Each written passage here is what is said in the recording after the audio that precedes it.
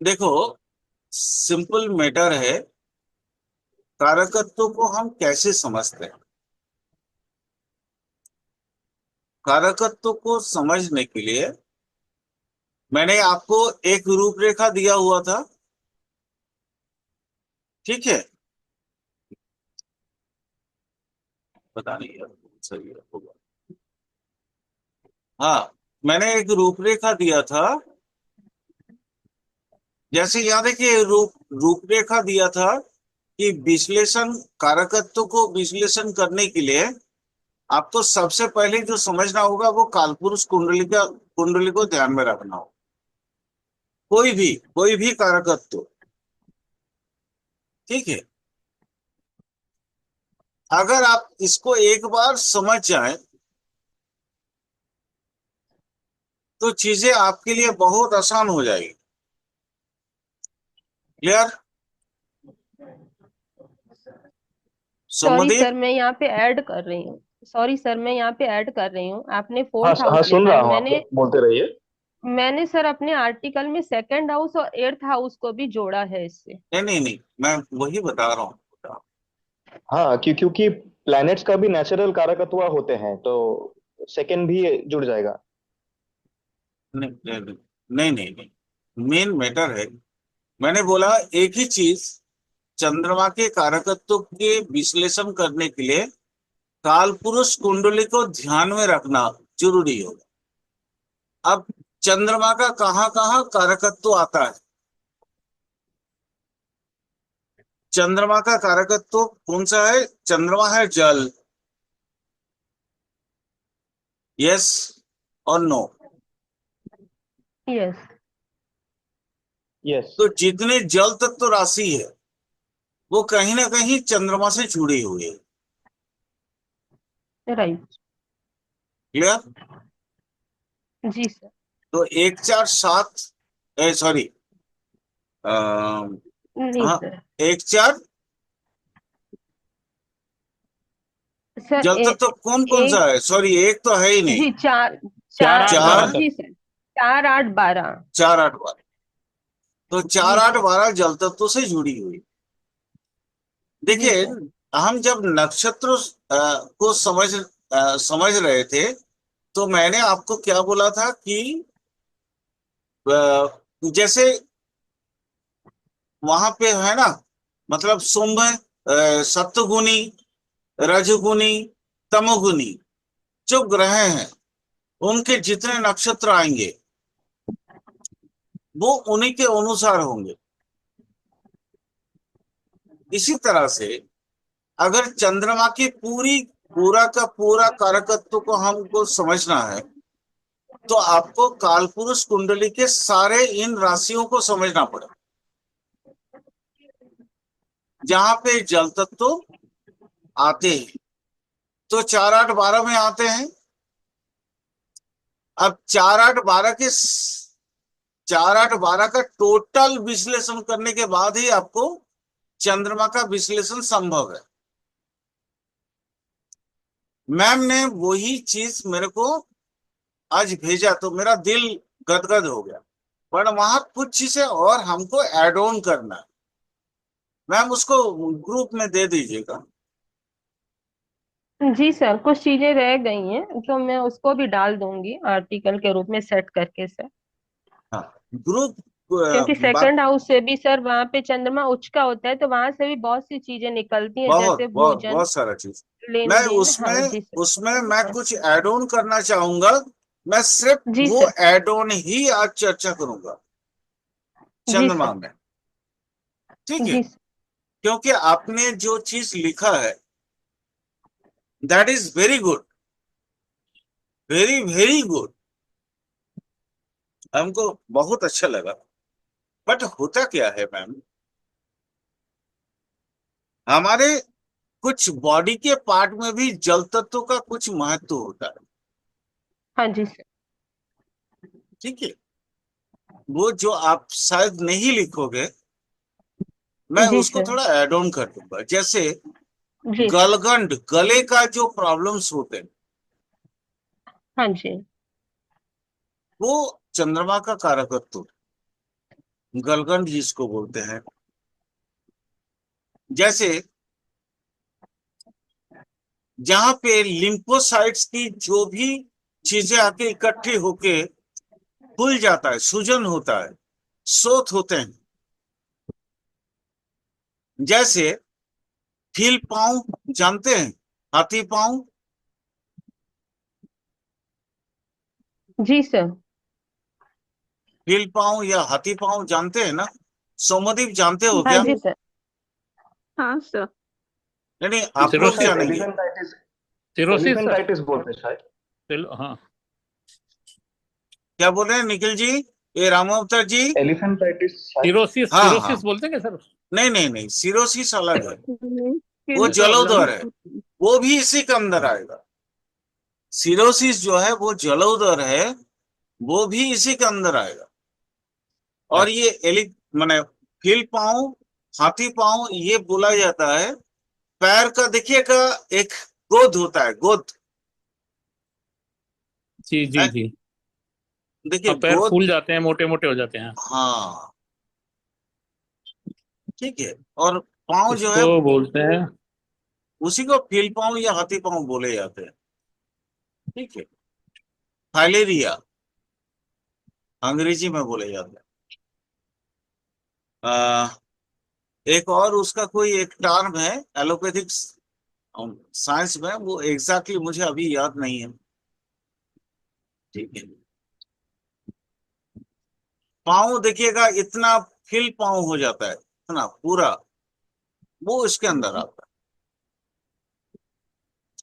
मैं थोड़ा सा, जो मैम ने जो लिखा है वो तो मेरे पास है ही है, बाकी मैम ने बोला कि कुछ और एड ऑन है तो वो ले लेंगे, वो दे देंगे। इसको बोलते हैं सर लिम्फेथेटिक फिलेरेसिस। हाँ हाँ हाँ हाँ। बट मैं आपको कुछ और चीजों को इसके साथ जोड़ना चाहूंगा, मैं कुछ और एड ऑन करना चाहूंगा। मैं सिर्फ उतना ही आज बताऊंगा, ठीक रहेगा ना?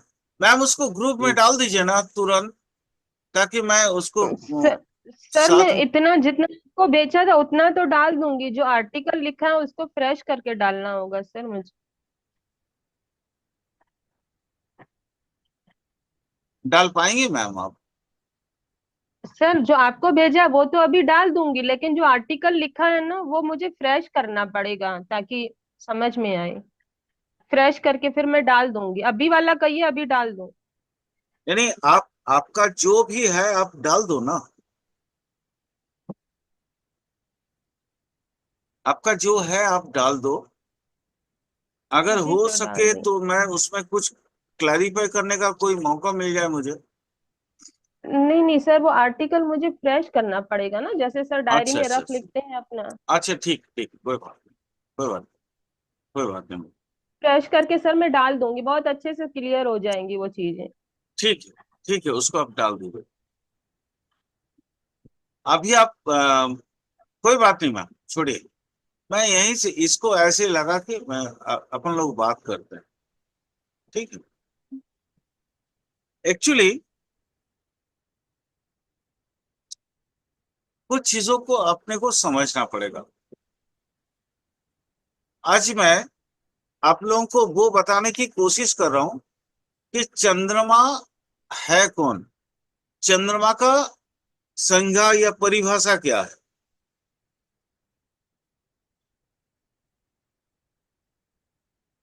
क्या, कहाँ प्रॉब्लम आ रहा है कुछ? चंद्रमा का परिभाषा,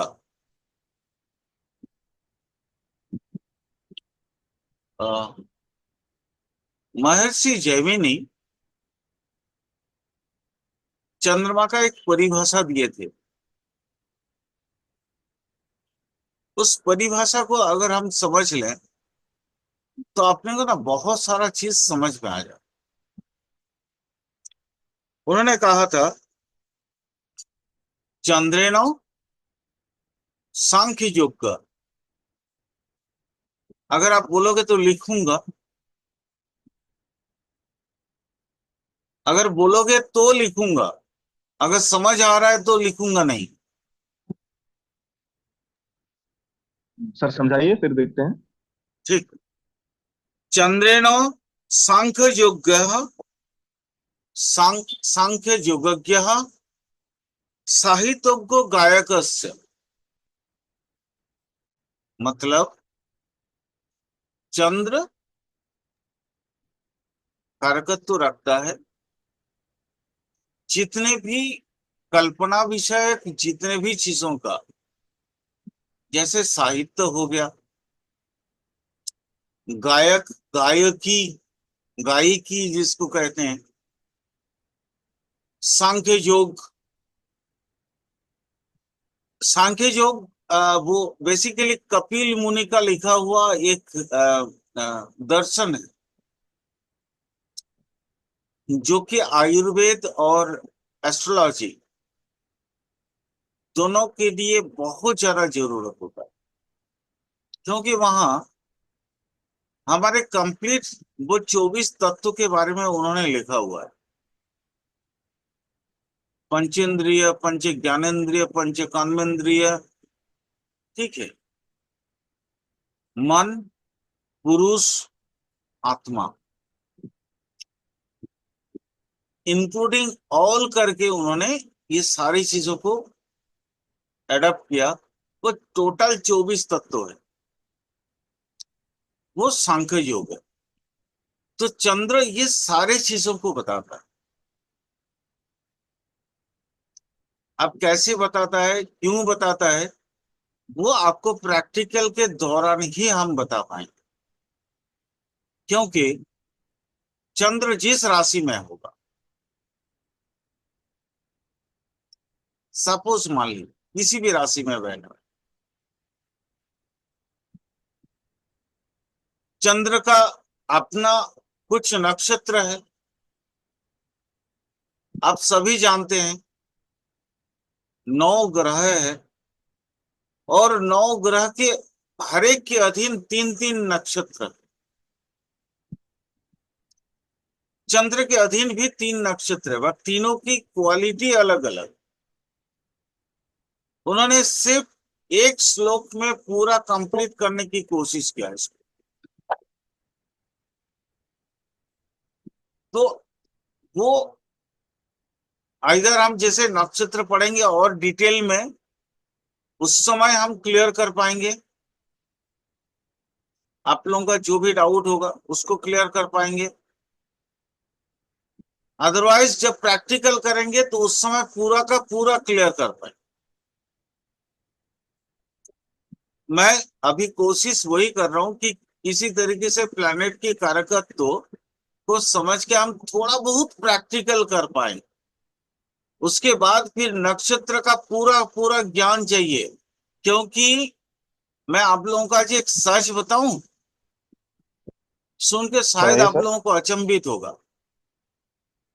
हमारे ऋग्वेद से लेके अथर्ववेद तक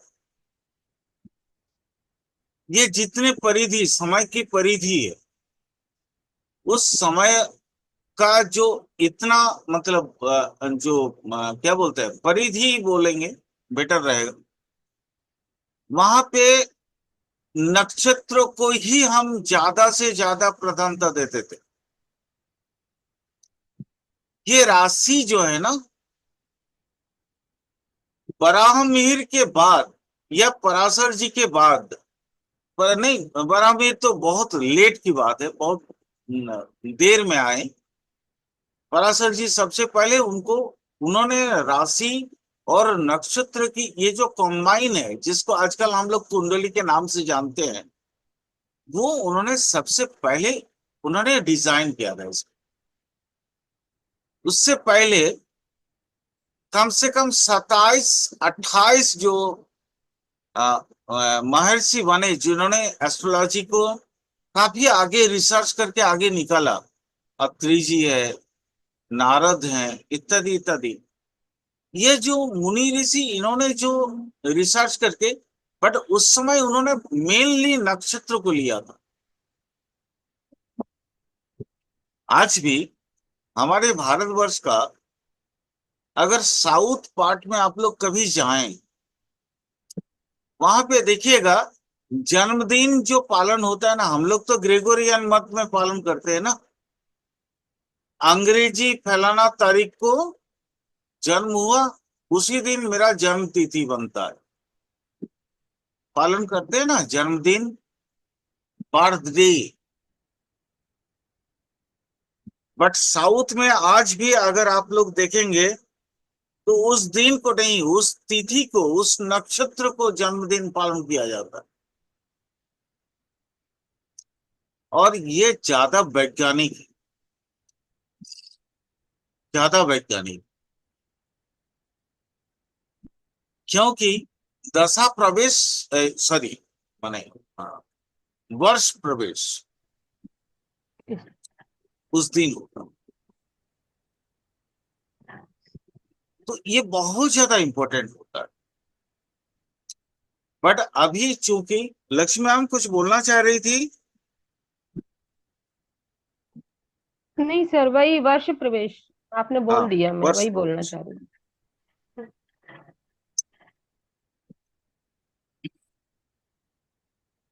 अकॉर्डिंग टू जैमिनी, अगर हम जैमिनी को समझने की कोशिश करें थोड़ा बहुत, देखिए मैं जैमिनी आप लोगों को पढ़ा नहीं रहा हूं, बट कारकत्व तो चंद्रमा को समझने के लिए मैं थोड़ा सा जैमिनी का ये कर रहा हूं। जैमिनी व्यासदेव का शिष्य है, पराशर मुनि का प्रशिष्य है, ठीक है। जैसे प्रपुत्र प्रपौत्र होते हैं ना, वैसे ही उन्होंने इस चीज को लिखा। उन्होंने ये समझाया था कि षड रिपु के ऊपर और अपने मन के ऊपर अगर किसी के कर्तृत्व बनता है, वो कौन है? चंद्रमा। आत्मा और मन, इसकी जो संयुक्त रूप है, माने उन्होंने इसलिए बोला था कौन सा, मैंने आपको कपिल मुनि का वो तत्व बताया, सांख्य, सांख्य योग या सांख्य तत्व। वहां पे प्रकृति, प्रकृति मन का अनुरूप, साथ में प्रकृति पुरुष और आत्मा को अलग रख के उन्होंने कंप्लीट एक, जिसको हमारे भारत में पदार्थ विद्या के रूप में पढ़ाया गया था। आयुर्वेदिक जितने भी मतलब जो स्टूडेंट होंगे वो शायद मेरी बात को समझ पाए, क्योंकि ये बहुत प्रैक्टिकल है। तो प्रैक्टिकलिटी के ऊपर चंद्रमा का अधिकार है, कहने का मतलब इतना है। लॉजिकली अगर हम इसको, इस चीज को समझते हैं, मतलब वंश कहाँ वृद्धि होती है, थोड़ा बताएंगे कोई? प्रकृति और पुरुष दोनों अगर एकत्रित होते हैं, मिलित होते हैं, तो वंश की विस्तार होता है। वैसे ही प्रकृति और पुरुष सांख्य तत्व के अनुसार, अगर प्रकृति और पुरुष एकत्रित होते हैं, मिलित होते हैं, तो ज्ञान की विकास होगा। जैसे वंश की विकास होता है, प्रकृति मतलब स्त्री, पुरुष, पुरुष का मतलब पुरुष, स्त्री और पुरुष के मिलन से जैसे वंश की विस्तार होता है, वैसे ही प्रकृति, मन और पुरुष, आत्मा, इसके जब मिलन होता है, मिलित होते हैं, तो उस समय क्या होता है, जातक के अंदर ज्ञान की प्रकाश, जिसको प्रज्वलन, आप लोग इसको कुंडलिनी साधन भी कह सकते, वही सांख्य योग है, जिसके कारण शायद जैमिनी ऋषि ने उनको सांख्य योगज्ञ बताया हो। ठीक है।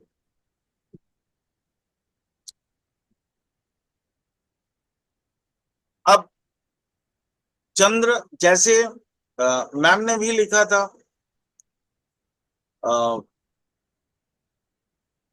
कि सारे जितने द्रवीय पदार्थ है वो चंद्रमा है, बट द्रव द्रव पदार्थ में ऑयल भी आता है, तेल। क्लियर? बट हर तेल जो है वो चंद्रमा का अधीन नहीं है। अलग अलग तेल अलग अलग प्लैनेट्स के अधीन है। सरसों तेल हम सब खाने पीने में यूज करते हैं। वहां पे आधिक्य किसका है? शनि महाराज जी। उसको भी आपको समझना होगा। ये क्या सिर्फ सरसों तेल में कि सारे तेल में? नहीं, शनि महाराज जी का सरसों तेल में आता है, बट अगर पेट्रोलियम होगा तो मंगल महाराज। ठीक है, मंगल महाराज जी का आएगा, वेनस का आएगा। अच्छा, ऐसा क्यों हो रहा है यार? ये क्या बोलते हैं, सोमदीप बताओ तो ये प्रॉब्लम क्यों आ रहा है? बताइए सर, क्या प्रॉब्लम सर? अरे वो क्या बोलते हैं, तो माउस। माउस का? हाँ, हम्म, कितना सर पुराना माउस है ये? नहीं नहीं, एकदम नया है। ये बार बार एक तुम बार तुम कर रहा है। रिस्टार्ट करके देख सकते हैं सर? नहीं आई ठीक है, मीन, वो रिस्टार्ट तो अभी नहीं कर सकते। चलो हो गया, उसको खोल के लगाए फिर हो गया। हाँ तो ठीक है, चलिए। तो चंद्र का कारकत्व में ये भी सारे आएंगे।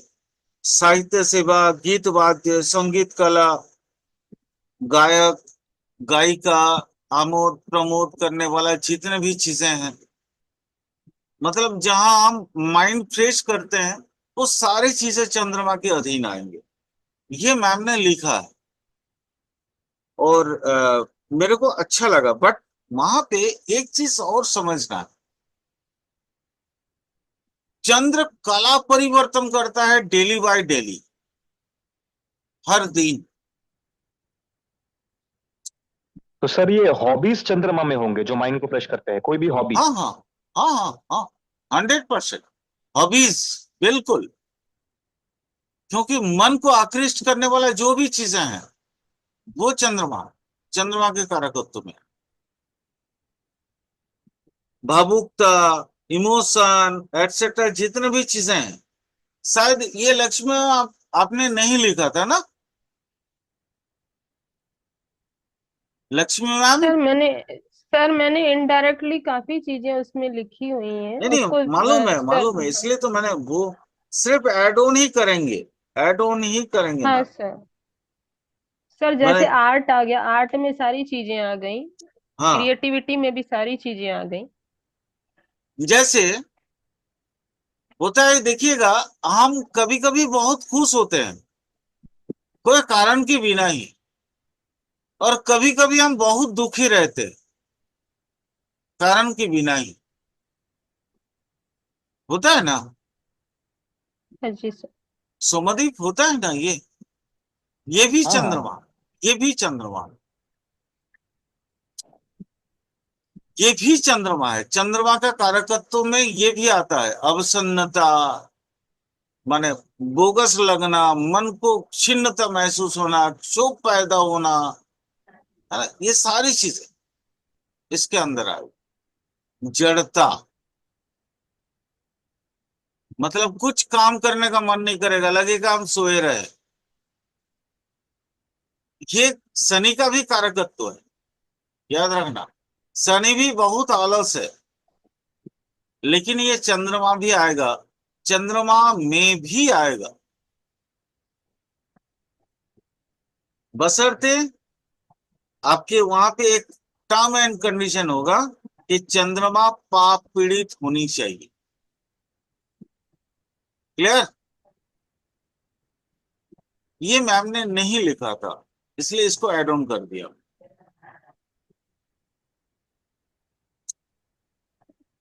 अच्छा, चंद्रमा का चंद्रमा देखने में कैसा है मैंने कभी बताया नहीं था शायद। तो चंद्रमा का एक एक उसका शारीरिक संरचना का क्या बोलते हैं, एक ये दे रहे हैं उसको क्या बोलते हैं, स्वरूप या उसके शारीरिक संरचना का एक वर्णन। चंद्रमा शांत है, देखने में बहुत अच्छा है, बहुत ही खूबसूरत। नहीं तो 27 के 27 दक्ष प्रजापति के 27 लड़की क्यों पसंद करती उसको, यानी 27 नक्षत्र को उसका कल्पना किया गया है। इसके आंखें जो है बहुत ही मतलब बहुत आकर्षक, बहुत ज्यादा देखने में एकदम गोरा चिट्टा है। इसकी जो बोलचाल है ना, बड़ा, जिसको मधुर भाषी बोलते हैं, मधुर भाषी आप समझते हैं, जिसके मतलब मुंह में मिठास झलक रहा हो, ठीक है, उस तरह से। ये काफी लॉजिकल बात करने वाला वाग्मी, ये एकदम मतलब जिसको आजकल का दिन में हम लोग जिसको मानते हैं ना, जैसे जो फिल्मों का हीरो है, एकदम पूरा जिम किया हुआ व्यक्ति, जिसका 6 पैक 8 पैक सब निकला हुआ है, वो चंद्रमा। सर लॉजिकल स्पीकर भी है क्या, आपने बोला था? हाँ हाँ, वाग्मी का मतलब ही तो logical speaker, motivational okay. Speaker, जो लॉजिकली हर चीज को समझा है। ये इसका जो बाल होगा ना चंद्रमा का, आ, एग्जैक्टली लोग याद नहीं आ रहा है, बट जहां तक मुझे याद आ रहा है वो चिकन कृष्ण कुंचित केसा, इस तरह का है, मतलब थोड़ा कर्ली हेयर वाला, लेकिन देखने में बड़ा अच्छा लगता होगा वो। जैसे पहले हम लोगों का इससे पहले जो फिल्म का हीरो लोग देखते थे, बाल देख के हम लोग स्टाइल बनाते थे, वैसा ही, उस तरह का कुछ। इसके चंद्रमा का सबसे जो बड़ा चरित्र है वो है इसकी बुद्धिमत्ता की मतलब परिचय। चंद्रमा, आ, मैं आपको बता दूं, चंद्रमा बुद्धि से इसका भी मार्करी से भी आगे है, बहुत मेधावी है, पढ़ाकू, पढ़ने वाला।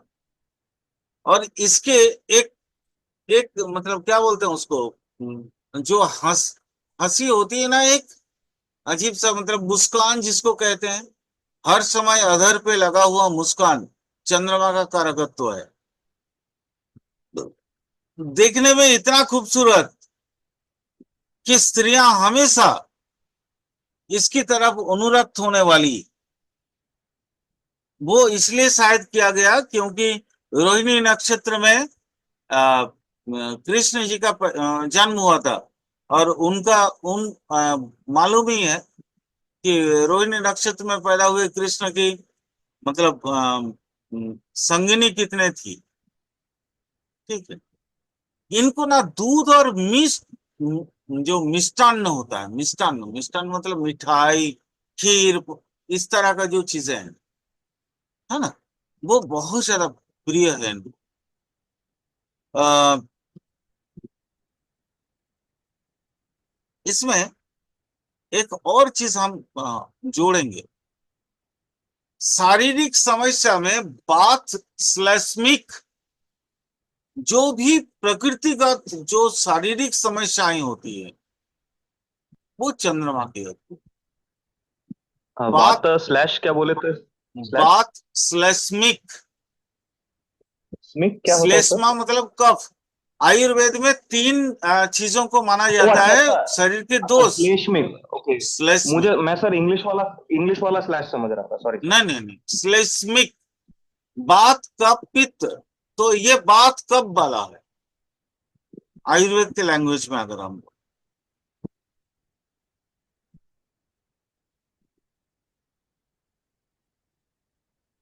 अच्छा, इसका रोग को भी समझ लें थोड़ा, हाँ टाइम सर। है क्या? नहीं तो चलिए आगे चलते नेक्स्ट हैं। नेक्स्ट हाँ, नेक्स्ट नेक्स्ट ऑडियो क्लास में। में, नेक्स्ट क्लास में इसको ये हाँ करते हाँ। हैं। हाँ, क्योंकि यहाँ से हमको और भी बहुत सारा चीज को समझना पड़ेगा, क्योंकि नक्षत्र की प्रवाहों को भी यहीं से समझना है। आ, क्या आप जानते हो चंद्रमा सप्तगुणी है? तो सप्तगुणी है, चंद्रमा के जितने नक्षत्र होंगे वो सारे सप्तगुणी होंगे। चंद्रमा का कुछ और, थोड़ा सा कुछ और ऐड ऑन करना चाहेंगे हम। एक्चुअली देखो, हम गोचर जो देखते हैं हमारे रेगुलर लाइफ का, वो चंद्रमा का दैनिक गति को देखते हैं। तो चंद्रमा दैनिक 28 दिन में 28 नक्षत्र को पार कर जाता है, एक दिन में एक नक्षत्र को पार करता है। अब हर एक नक्षत्रों के हिसाब से, उसके गुणागुण के हिसाब से चंद्रमा अपना गति, भाव प्रवणता इत्यादि जो भी उनके बेसिक जो नेचुरल कारकत्व है उसका वो लेन देन करता। जैसे एग्जांपल लेते,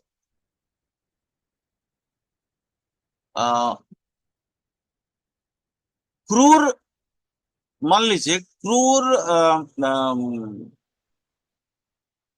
नक्षत्र में इसकी गति हो रही। अगर क्रूर नक्षत्र में इसकी गति होगी तो आप लोग देख लेना, जैसे जलाशय होते हैं, तालाब वगैरह, कुआं वगैरह जो भी है, वो सब का जल का जो स्तर है वो नीचे चला जाए। आप मेरी बात को समझ रहे हो? मेरी बात को आप समझ रहे हो? जी सर। सर बोलिए। मैंने बोला जैसे क्रूर जो नक्षत्र होते हैं,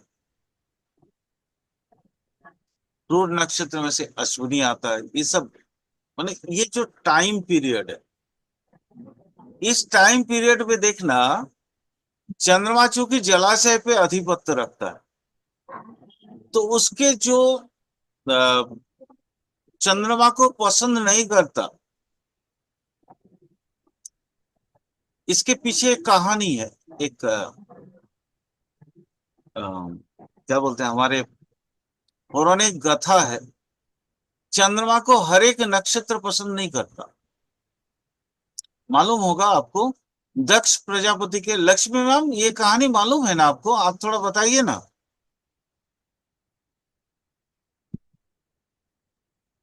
सर मुझे ज्यादा नहीं पता, इतना पता है कि ये रोहिणी में ज्यादा विराजमान रहते हैं, तो इनकी दूसरी बेटियों ने इनसे शिकायत करी थी कि वो हम पे ध्यान नहीं देते हैं।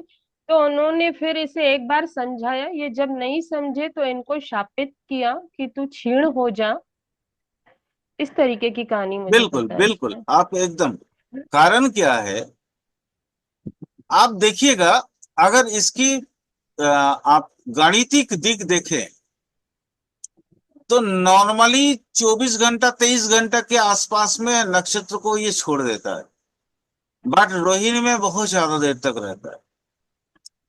तो ये सर का, मैंने एक इसका एक और चीज पढ़ी सर, कि ये रोहिणी के ना समीप सीमा पे है, इसलिए इसका समय वहां पे ज्यादा भी बीतता जी है। जी जी जी समीप है जी, रोहिणी। बिल्कुल बिल्कुल बिल्कुल बिल्कुल। एक्चुअली आज मैं थोड़ा सा एक और चीज आप लोगों को बताना चाहूंगा।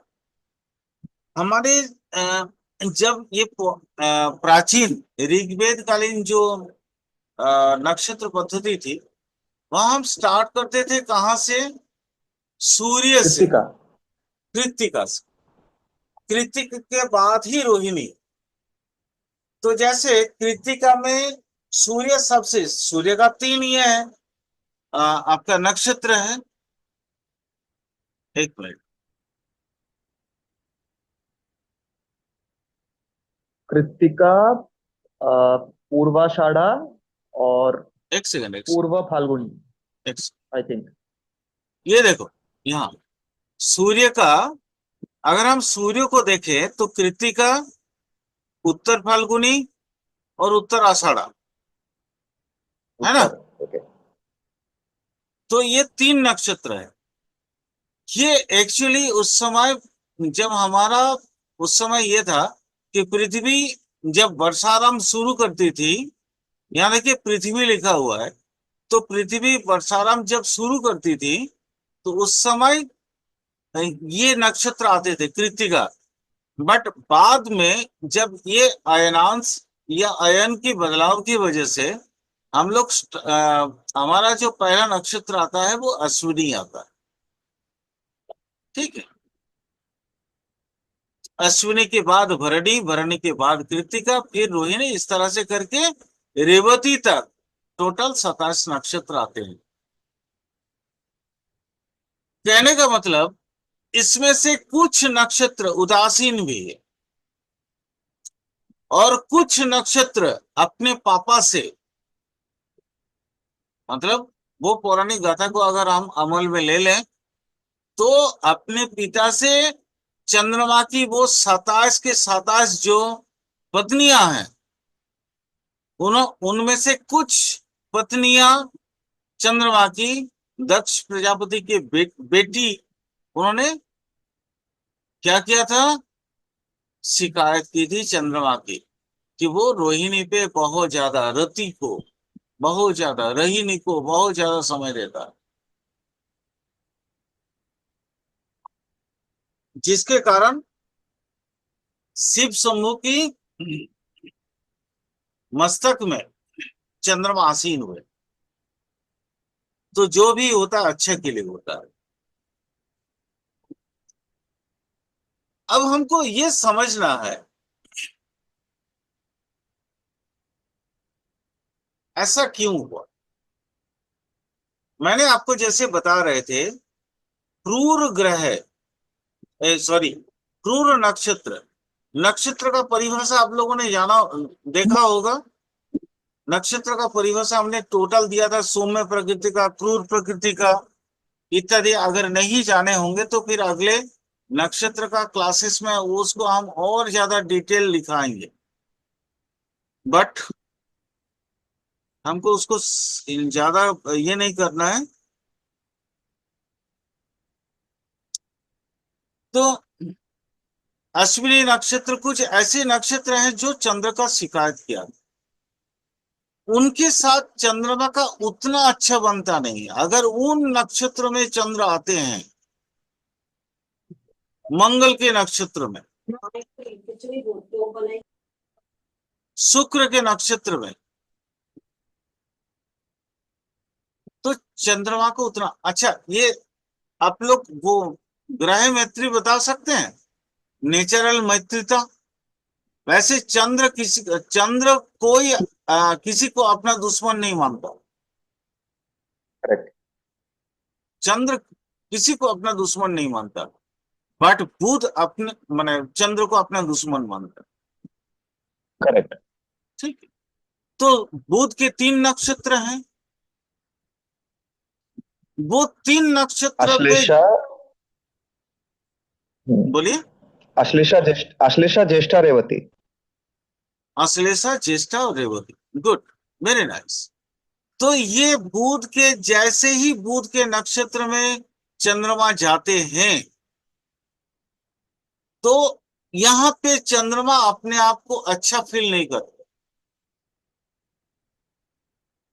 क्योंकि उनको डर लगा रहता है, पता नहीं कब पापा से ये कर ले, शिकायत कर ले। यहीं से वो कहानी पैदा हो। शुक्र के साथ, सॉरी, केतु के साथ चंद्रमा का अच्छा रिलेशन नहीं है, राहु के साथ चंद्रमा का अच्छा रिलेशन नहीं है, क्योंकि ये ग्रहण बनाते हैं।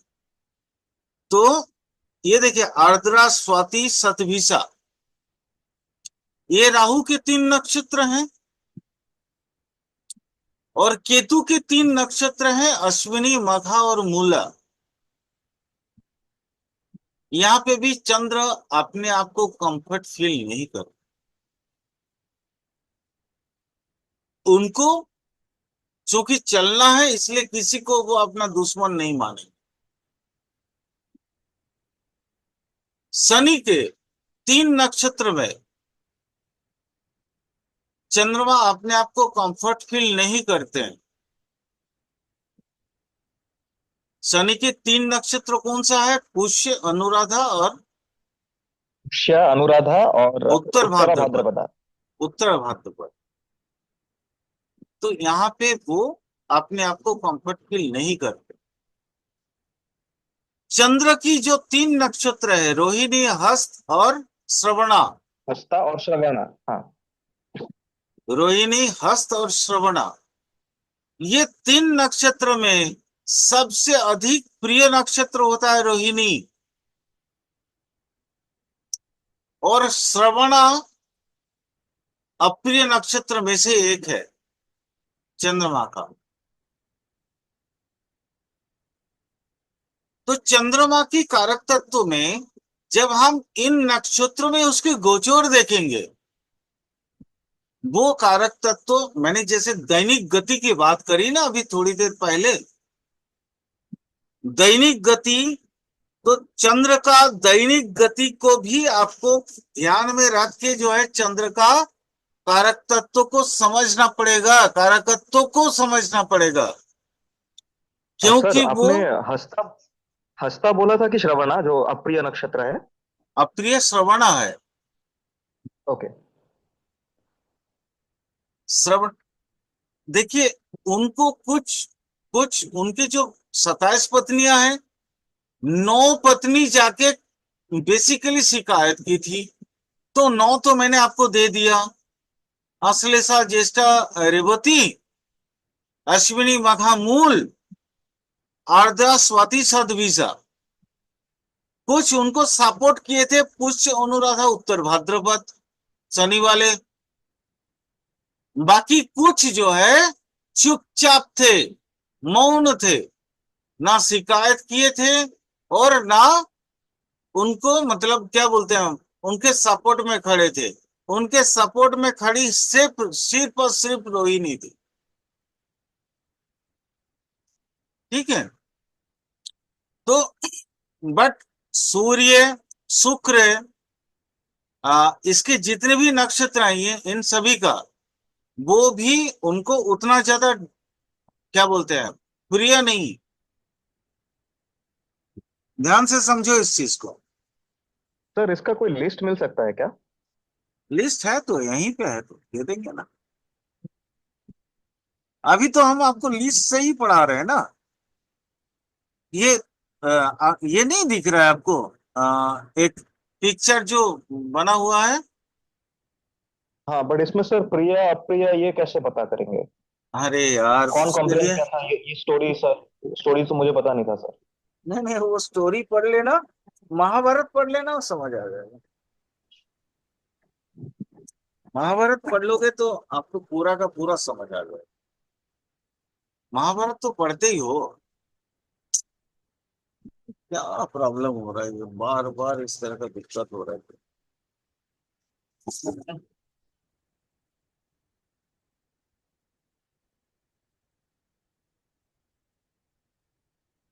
एक सेकंड, थोड़ा वेट करना तो।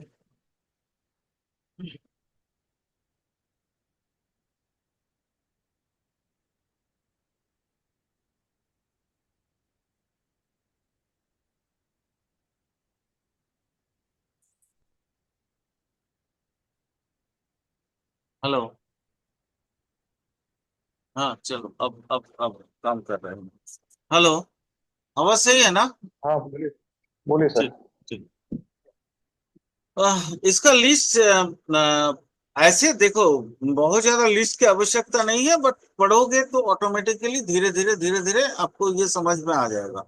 महाभारत पढ़ लेना, महाभारत में शायद ये पूरा डिटेल है, या तैत्तरीय संहिता पढ़ लेना, ठीक है, तैत्तरीय सूत्रम या संहिता जो भी है उसमें है। मैं कोशिश करूंगा, चलो आपने कहा तो मैं कोशिश करता हूं कि वो लिस्ट मिल जाए। नेक्स्ट, अगला समझते हैं। शरीर में चंद्रमा का अधीन कौन कौन सा हिस्सा? आपको मालूम ही है कि चंद्रमा जो है हमारी बेसिकली जलीय तत्व, शरीर के अंतर्गत जो जलीय तत्व है उसके उस पे कारकत्व अपना प्रभाव रखता है। कारकत्व का मतलब ही होता है प्रभाव रखना, इन्फ्लुएंस। तो इन्फ्लुएंस जब ये करते हैं, अगर मान लो आज एक छोटा सा प्रश्न पूछते हैं आपसे, अगर कोई कोई जीव दे पचनशील तो है, मरने के उपरांत उसमें सड़न पचन तो आता ही है ना, सड़ा गला सा शरीर तो मिलता ही है।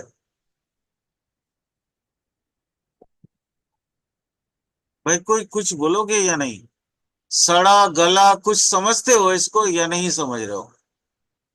तो नहीं समझ रहा हूँ मैं। सड़ा हुआ, स्पॉइल्ड। डिफॉर्मेशन होता है ना मतलब बॉडी, बासी खाना का बात। अच्छा। Body body body normally body, जिसके मृत बॉडी के शरीर के जो जल तत्व है उस पर भी तो चंद्रमा का अधिकार ओके। है या नहीं? हाँ। तो कोई मृत शरीर है, शब्द है, तो उसमें सड़न होता है या नहीं? होता है। तो समझ लो वो भी तो चंद्रमा के अधीन ही होता होगा। जो नई नई बैक्टीरिया हम्म। पैदा होती है वो भी तो चंद्रमा के अधीन ही होता होगा। तो मृत शरीर में अगर होता है तो क्या हमारे जीवित शरीर में नहीं होगा वो? कभी कभी विषक क्रिया की वजह से आप उल्टी करते हो या नहीं करते हो? हाँ। शरीर में मान लो कोई खाना खाया, फूड पॉइजनिंग हो गया, विषक क्रिया हो गया, आप उल्टी करके शरीर आपको सजग करना चाहता है या नहीं करना चाहता? हाँ। वो भी चंद्रमा के अधीन। मतलब बेसिकली मेरे कहने का मतलब ये है कि शरीर के जो रस भाग है, देखो शरीर 6 रस से बनते हैं।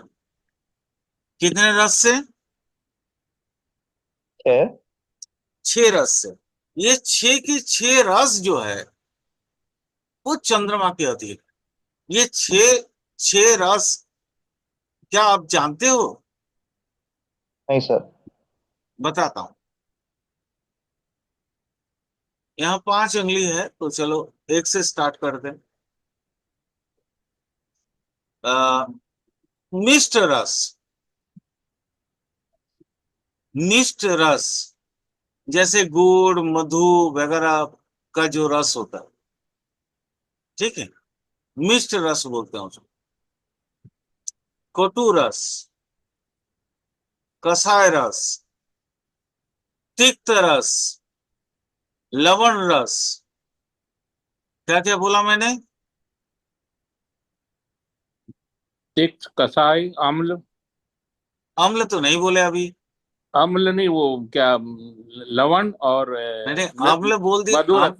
अम्ल बोल दिया तो मधुरस। 6 रस पूरा हो गया। मधुरस, हाँ। हाँ, मतलब राम अवतार जी बताइए तो, सारे 6 के 6 रस बताइए तो। सर, मधुरस हो गया, हाँ, तिक्त हो गया, हाँ, कसाय हो मिष्ट गया। रस को ही मधुर रस बोलते हैं, ठीक है। हाँ मधुर रस, हाँ वो मिष्ट हाँ रस, मधुर रस, हाँ मधुर हाँ रस, तिक्त रस, कसाय रस, हाँ लवण रस, हाँ अम्ल रस, हाँ। और एक और रह गया सर, वो कटु रस। कटु। हाँ। अब ये कौन कौन सी चीजों में कैसे कैसे आता है, थोड़ा बता पाएंगे? जैसे हम कोई भी मिष्टान्न भोगते हैं, मिष्टान्न का भक्षण करते हैं, तो उसमें से मिष्ट रस आता है। कटु रस कौन सा है? जैसे अगर मान लीजिए गोलकी, है करेला। ना? नहीं, करेला, करेला तिक्त रस। तिक्त में है क्या? अच्छा। हाँ, तो ये जैसे गोलकी हो गया, मिर्च हो गया, है ना? अच्छा, तिक्त तिक्त, आ, अच्छा। हाँ, ये सब कटु रस में से आता है। जैसे सौंठ, अदरक, पीपली, है ना? ये जी सब मिर्चा, हरा मिर्चा, सूखा मिर्चा, जो भी है, ये सब कटु रस में से आता है, ठीक है। कषाय में जैसे हर्रा हो गया, बैहड़ा हो गया, है ना, आंवला हो गया, ये सब कषाय रस में से आएगा। और तिक्त में से जैसे करेला हुआ, भूमि आंवला हुआ, मतलब ये इस गोत्र की सारी चीजें तिक्त रस में से आएंगे। जैसे नीम है, नीम नीम, वो जी। तिक्त रस। और कौन सा छूट गया? अम्ल रस। जितने हम्म, भी चटनी लेते हैं हम लोग, जितने भी अचार चटनी जो खाते हैं, वो अम्ल रस है, ठीक है। और कौन सा छूटा अब? हो गए सर, लवण रस रह गया। लवण रस। तो 5 प्रकार के जो भी लवण है, 5 प्रकार के नमक है, हम खाते हैं, है ना, वो सारे के सारे आ, लवण रस में से आएंगे। ये जितना है ना, जितना है, ये जितना रस वाला विभाग है शरीर का, वो चंद्रमा का है। आप देखिएगा, इसीलिए शायद मेडिकल साइंस में एक बात चलती है कि when your stomach laugh, you will laugh, या when you laugh, your stomach will laugh. आप खुश रहोगे तो आपके पेट खुश रहेंगे, और आपका अगर पेट खुश रहेगा तो आप खुश रहेंगे। क्योंकि ये जो 6 रस है, ये षड रस की सम्मेलन, अगर उनका रेशियो कंप्लीट प्रॉपरली रहे, तो शरीर निरोगी काया बना रहता है। क्लियर हुआ? ये वाक्य कहां से आया, क्यों आया? तो ये सारे के सारे जो है ना, चंद्रमा के अधीन, जितने रस तत्व मैंने बताया अभी। किन्हीं को कोई प्रश्न है? थोड़ा उदाहरण और लेते हैं। हम लोग फल सब्जी तो खाते ही है ना, खाते हैं ना? जी जी। तो आप बताएंगे केला किसका अधीन है?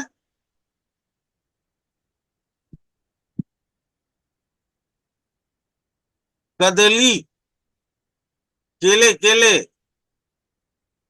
चाहे वो पीले हो चाहे हरे हो।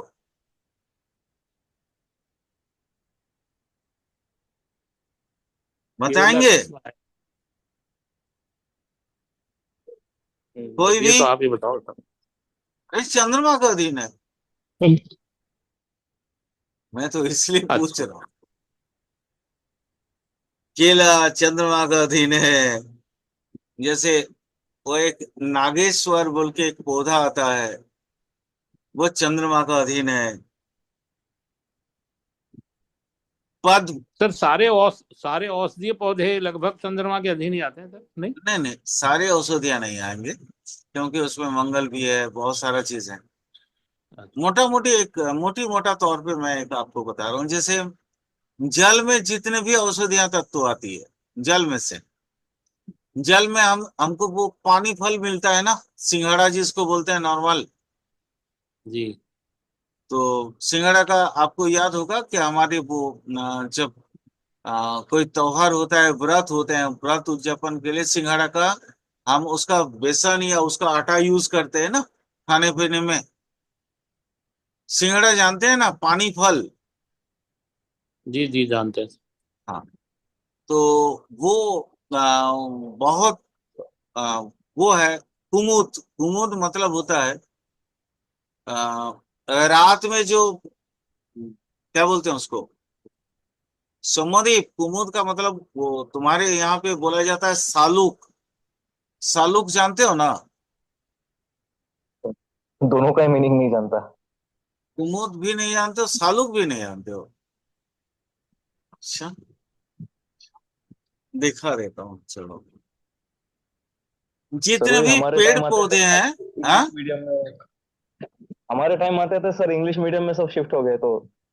ओ अच्छा अच्छा अच्छा, कोई बात, कोई, क्यों डिस्टर्ब हो रहा है इतना?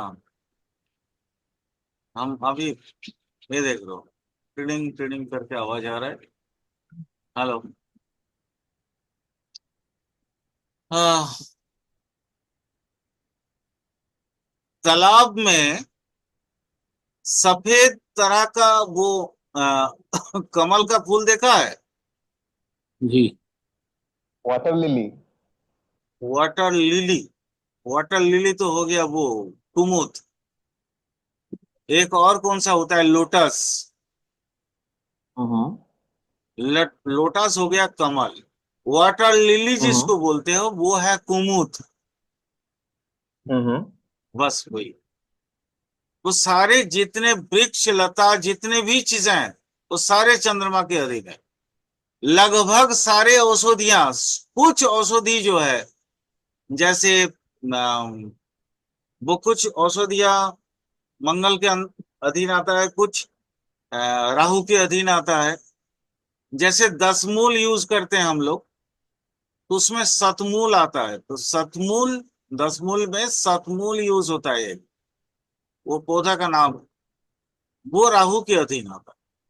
ठीक है, वो सतभिषा नक्षत्र में उसको उखाड़ा जाता है, ताकि वो उसका रिजल्ट बहुत अच्छा मिले। तो बाकी लगभग लगभग जैसे राम अवतार जी बोल रहे थे कि हाँ, लगभग सारे वृक्ष लताओं को चंद्रमा के अधीन आप मान सकते, कुछ एक को छोड़, स्पेसिफिक। जैसे फॉर एन एग्जाम्पल, सतमूल मैंने अभी बताया। सपोज मानो जो बृहद धारा का उतार उठाएंगे, तो फिर वहां पे अपने को गुरु की ये नक्षत्र चाहिए होता है। इस तरह का मतलब है है वो एक अलग ही सब्जेक्ट है वो। उसको आयुर्वेदिक एस्ट्रोलॉजी बोलते हैं। वो अलग ही सब्जेक्ट है। तो आप लोग अगर कभी इंटरेस्ट बनोगे तो आयुर्वेदिक एस्ट्रोलॉजी का ये करेंगे, क्योंकि वो मेरा रिसर्च का विषय भी है, मेरा रिसर्च सब्जेक्ट भी है। तो हमको सर उसमें दूसरा कौन सा प्लांट बोले थे सतमूल के बाद? गुरु कुछ? गुरु बृहद धारा का है। बृहद धारा का बहुत सारा चीज है। बृहद दा, बृहद बृहद दारा का। धारा का वो एक पौधा है जो आपके मेडिसिन में काम आते हैं। नहीं, जस्ट एग्जाम्पल दिए बाबा, उसको उसमें ज्यादा फोकस मत करो। अभी आप चंद्रमा पढ़ रहे हो, चंद्रमा को ही पढ़ो। ठीक है, तो बाकी चीजों पे उतना दिमाग लगाने की दरकार है। मैं कोशिश करूंगा हर एक का लगभग कुछ ऐसे एग्जाम्पल मैं आप लोगों को दे दूं, हर पौधे का। आ, मैंने सूर्य में कोई पौधे का ये नहीं दिया था, बट उसमें जैसे कुछ है, जैसे बिल्ल वगैरह है। तो वो अगर बोलोगे आक तो है। हाँ, वो बहुत सारे मतलब हर नवग्रह के नवग्रहों का थोड़ा थोड़ा करके मैं आप लोगों को एग्जाम्पल देता चला जाऊंगा, ताकि आप लोगों को इसमें समझने में किसी तरह की कोई प्रॉब्लम ना हो। क्लियर? वजह से ऐसा हुआ। चलो कोई बात नहीं। हाँ, जो चीज बता रहे थे कि एक्चुअली जैसे ये वाटर लिली जैसे सुमदीप ने बताया, तो वैसे ही लोटस, लोटस जो है वो सूर्य के अधीन आता है। ठीक है, सूर्य के अधीन। तो अब ये माने एक एक करके लगभग हम कोशिश करेंगे कि सारे के सारे जो अपना पौधा है वो उन पौधों को थोड़ा सा समझ लेने की कोशिश करेंगे, हर एक नक्षत्र के अधीन। जैसे मैंने वो आप लोगों को बताया नहीं था, बट अभी बता देता हूँ, थोड़ा बहुत आप समझ लो। जैसे मैंने बोला बेल का पेड़, फिर है सर, बेल का पेड़ आ, वो सूर्य के अधीन है। जैसे जायफल जावित्री जानते हो, जायफल जावित्री, जी जी। तो वो भी उसी के अंदर आता है, सूर्य के अंदर आता है। आग का पौधा भी इसी में आता होगा सर? ईख नहीं, वो गन्ना जो है चंद्रमा में आता है। नहीं, गन्ना नहीं, आक आक आंकड़ा। आख, आख, हाँ आकवन। हाँ। हाँ, आक आकवन। आक का आक का पौधा। हाँ हाँ, समझ रहा हूँ, वो राहु में भी आएगा। आकवन क्या होता है? आकवन तुम्हारे यहाँ आकोंदो बोले जाते हैं उसको, आकोंदो गाछ। तो नहीं पता सर। अच्छा ठीक है, नहीं, जो दिखा सर दे। जिस जिसके पत्ते में से सफेद दूध जैसा निकलता है उसको काटते हैं तो। हाँ, लेटेक्स, हाँ हाँ, लेटेक्स वही बहुत सारा निकलता है। अरे वही। जो क्या बोलते हैं उसको, यूज किया जाता है वहां पे, शंकर भगवान के यहाँ चढ़ाते हैं सर शंकर उनको। भगवान के यहाँ पे चढ़ाया जाता है, शंकर भगवान के यहाँ चढ़ाया जाता है।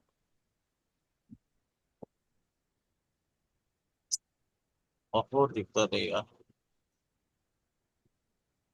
शंकर भगवान के यहाँ चढ़ाया जाता है। जैसे सुपारी जो होता है, राम अवतार जी, जी वो आपका इसमें आएगा, क्या बोलते हैं, सूर्य में आएगा, बहेड़ा सूर्य में आएगा, कसा तत्व है। ठीक है, चिरेता, नीम, तिक्त रस है, वो तिक्त रस सूर्य में आएगा।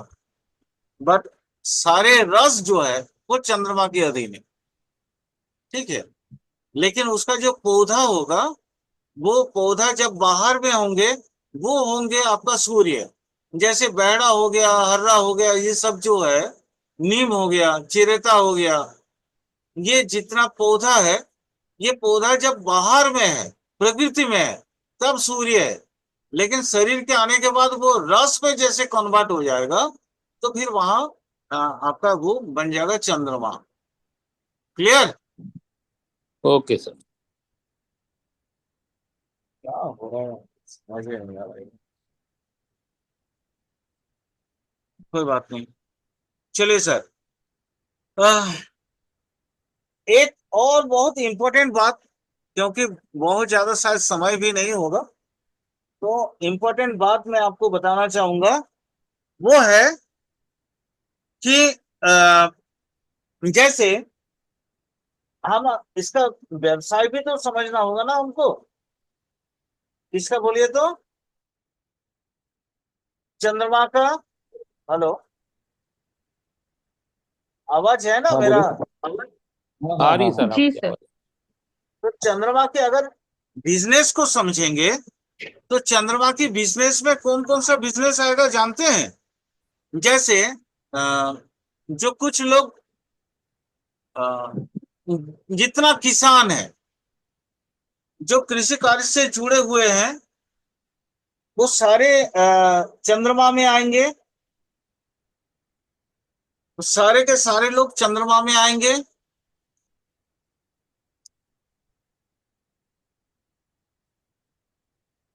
अच्छा, जैसे जो बिजनेसमैन है, वणिक संप्रदाय, क्योंकि चंद्रमा है कौन, चंद्रमा जब माने चंद्रमा के नक्षत्र में अगर कोई पैदा होता है, तो उसको क्या बोलते हैं हम लोग? वैश्य संप्रदाय। क्लियर? चंद्रमा का